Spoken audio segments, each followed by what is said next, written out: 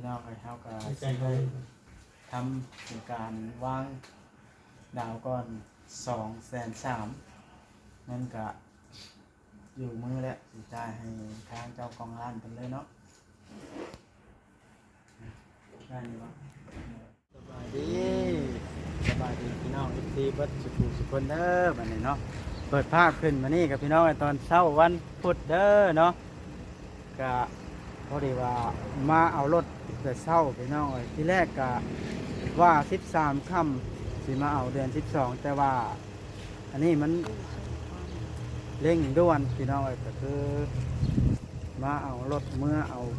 พ่อไปปัวไปรักษาก่อนมันบ่มีรถกระบะมีตัวสูงก็เลยเร่งมาเอาก้อนมันจำเป็นพี่น้องเลยมากับเมียพี่น้องเลยแล้วกระเบาลิบันขี่รถจักรมาเขาก็ขี่รถจักรมาตามหลังก้อนนี่เด็ดเนาะ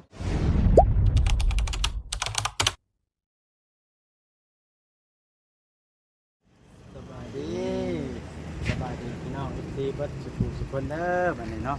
เปิดภาพขึ้นมานี่กับพี่น้องในตอนเช้าวันพุธเด้อเนาะก็พอดีว่ามาเอารถแต่เช้าพี่น้องที่แรกก็ว่า13ค่ำสิมาเอาเดือน12แต่ว่าอันนี้มันเร่งด่วนพี่น้องก็คือมาเอารถเมื่อเอาพ่อไปปัวไปรักษาก่อนมันบ่มีรถกระบะมีตัวสูงก็เลยเร่งมาเอาก้อนมันจำเป็นพี่น้องเลยมากับเมียพี่น้องเลยแล้วกระเบาลิบันขี่รถจักรมาเขาก็ขี่รถจักรมาตามหลังก้อนนี่เด็ดเนาะรถก็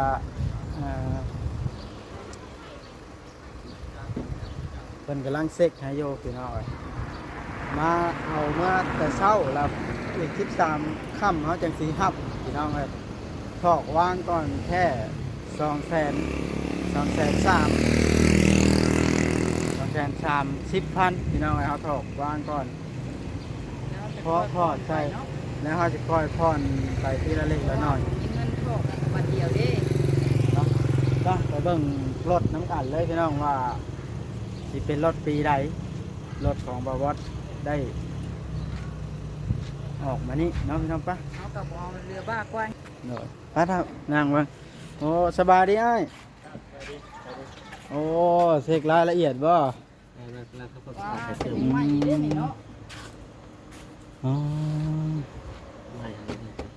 สีน้ำดึกล่างหอมนะอันนี้ในเงื่อนขึ้นบ่ลึกบ่มีแล้วครับเปิดเขาพันยามืองัดนั่นอ๋อแข็งเงื่อนขึ้นอันนี้มันสิบ่ได้ต้องยกนั่นนี่แล้วชุดตัวนี้อ๋อตัดจากวิโก้ทำวิโก้นะกดกันนี่เป็นปิดอันนี้แผ่นป้ายนี่เป็นรีโวเนาะแกออกเลยก็ได้มันเอาแล้วเนาะนี่เด้อแผ่นป้ายทะเบียนก็ได้ลองเอาลงมึงเด้อ24เอากดลองได้นี่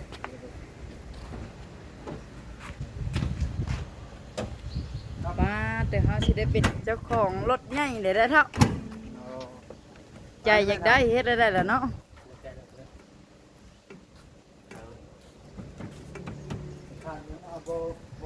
ได้แต่ว่าพอไปที่แท้คือว่าเราไปเลยนะ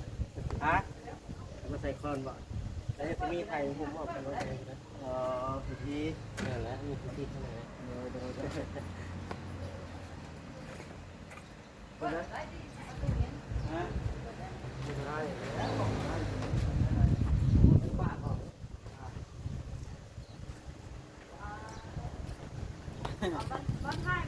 บกคักอย่างเดียวพี่น้องได้รถบกคักแต่น้ำพ่อบ่สบายพ่ออาการนักแห้งแล้วแต่ว่าจำเป็นต้องโอ้โบมาฟังบ่ใส่โบ๊กกันแน่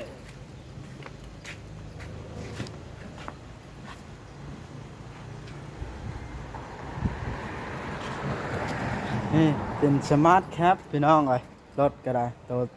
ตัวบ่สูงมาได้เจ้าเบิ้งเนี่ยเท่าว่าสูงวะแต่งามอยู่ได้เนาะแบบว่ามียี่ห้ออยู่ได้เนาะเด้อคักบ่เฮ้ยคักแล้วภูมิใจแห้งถึงสิบ่ได้ของไม่แต่ว่าเฮาก็เอาซ้ำสมเพื่อสมแห้งเฮาเนาะเอาซ้ำเฮาการรอดเนาะนี่บัดได้เงินหลายกว่านี้ฮะจากมาเทิดน่ะตัวไม่เนาะ ซ้ำชมเพื่อชมแห้งตัวเองนี่แหละ โอ้เจ้าของห้านเพิ่นบ่ทันมาบ่ เจ้าของห้าน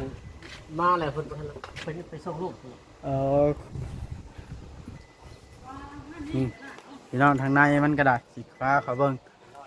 ไม้แล่นขึ้นได้เท่าไรแล้วนี่ไอ้เบิ่งดู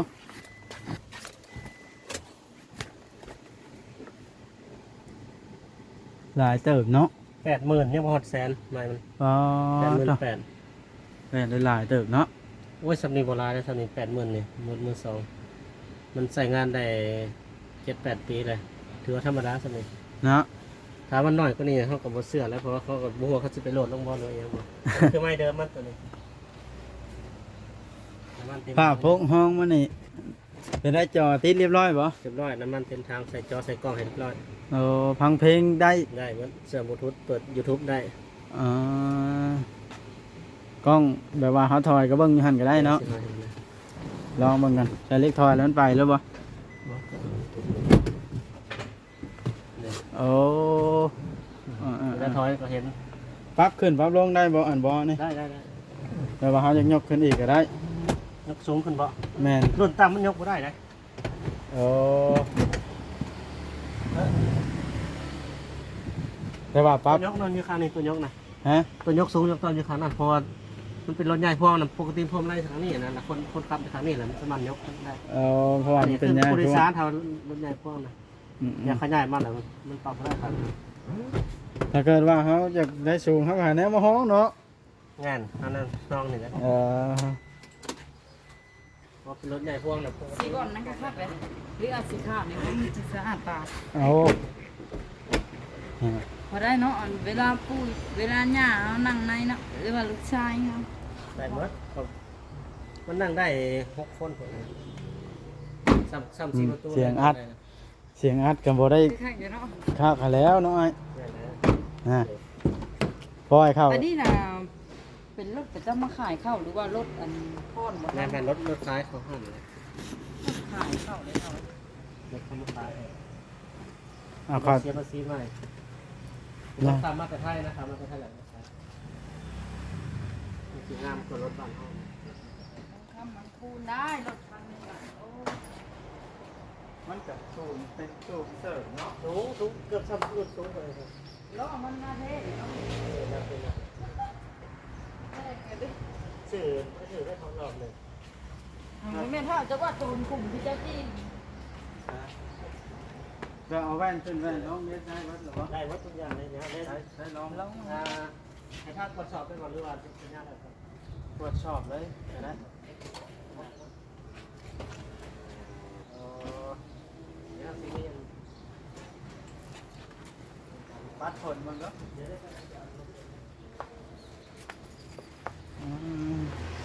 แล้วพี่น้องราคามันก็สิตกอยู่ล้านปลายคันนะ จะว่าสีเฮียนง่ายเดี๋ยวมันบ่สูงนะ มันยังบ่สูง จะว่าสีเฮียนครับง่ายอยู่เนาะ ดีใจบ่เห็นแล้ว ดีใจสุดๆเลยแต่ว่าบ่สบายใจน้ำปูโอ้ บ่หัน นั่นน่ะเนาะ สักสิว่านั่นแหละเนาะ ดีเช้าได้มาขี่รถใหม่นำลูกกับใครเนาะ แม่เมื่อนี้เฒ่าไปเข้าไปเบิ่งหลายคันทางในปะเมื่อเฮาก็เอาน้ำล้างก่อนบ่ได้ล้างไว้นี่ฮะนี่เลย เมื่อไหร่แอนคอยคักตามันก็คักอยู่เนาะอันนี้เพิ่นแต่งกันบ่ แต่งแล้วว่า แบบมันจะขึ้นนั่นฮะนะ ของเท่เด้ แม่น ดี แต่คือมันมียี่ห้ออัน รีโวเฮ้ยเจ้าก็ได้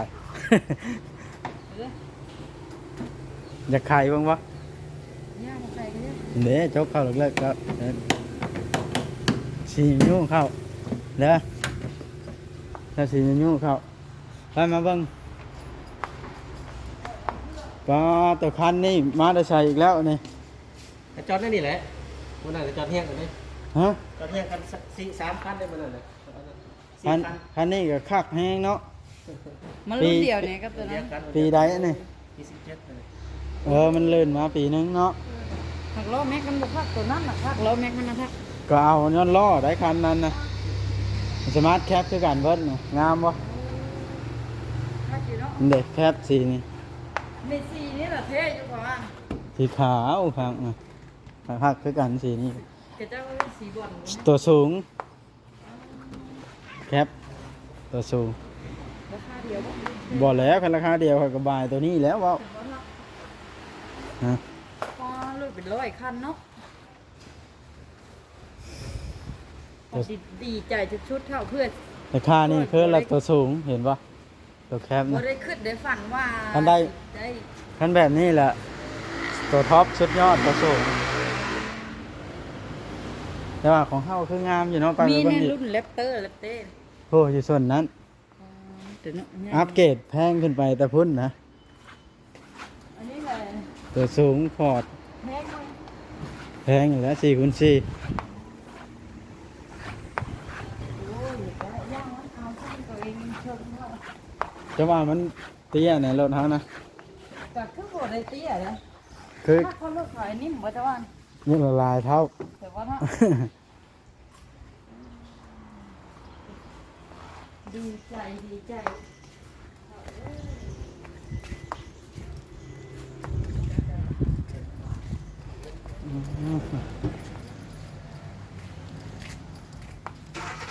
ได้แป้งหยังเพราะว่าเอาเมื่อนี่น่ะ ย่อถ้ามันมีแนวเพกับแพงให้แล้วเจ้าก็ได้มาก่อนทีมงานพี่น้องเอ้ยสูงเด้เนาะ ล้อวันนี้นะเท่แฮง ขนาดว่าตัวเตี้ยยังสูงบ่เจ้าว่า นี่ดีใจสุดๆคอยถึงเลข3ตัวเด้อพอได้มาพอนงวดรถ อ่ะ ซื้อเมื่อแล้วนะเนาะ แม่น ลงโตก็ได้นะ นี่เด้ใต้ก็ได้พี่น้องเกิดว่าใครสนใจอยากซื้อ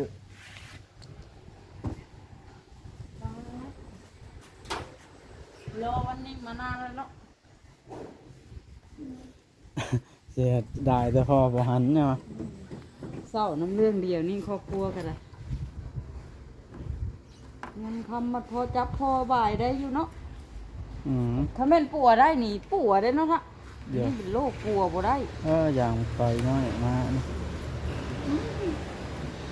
ว่ามันพอมีปาฏิหาริย์พูดก็ได้ จะได้รถขาวบาทนี่เนาะสมใจแล้วรถขาว ใจ FC ผู้ใหญ่ใจดีที่เพิ่นติดตามรับชมคลิปตลอดให้กำลังจิตกำลังใจเนาะ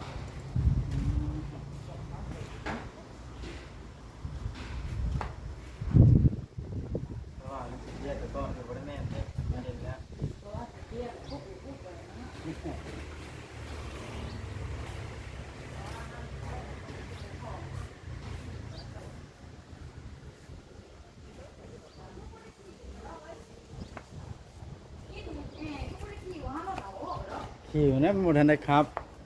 บ่ทันได้เปิดครับ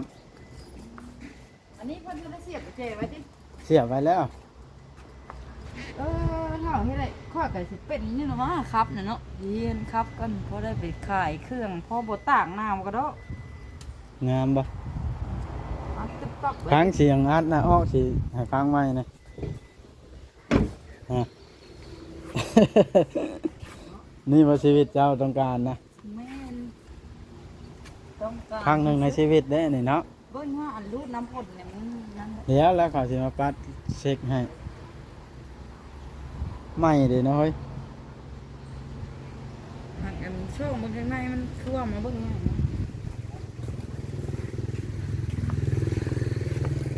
เจ้าเนี่ยเจ้าเจ็บแล้ว เดี๋ยวน้ำมานี่เอาคันนี้มันแล้ว โอ้ยทำหน่อยคือเลยรถกระดาษเช็ดนะรถกระดาษมาให้ทำทีแล้ว คันเนาะ เอาไปทางบ้านเขาเบิก เอามาให้ ได้เพียงแล้วพิธีเป็นห้องรถซ้อนว่าเป็นยังสิเฮ็ดพิธีอยู่ อันนั้นนี่แดงเขาเล่นสัญญาเลยเขาเล่นสัญญาของการเลย แล้วก็เข้าได้เข้าเฮ็ดสัญญาก่อนเนาะ แม่เล่นสัญญา ป้าเฮ้ย รถน้องไว้นี่เด้อ เอาโอเคพี่น้องคลิปนี้สิได้จบคลิปก่อนสิเข้าเฮ็ดสัญญาก่อน เอาเข้าไปไว้โชคดีนะลูก รถก็จอดไว้นี่กันแล้วเนาะได้อยู่แล้ว เบิ่งให้หน่อยเด้อ ได้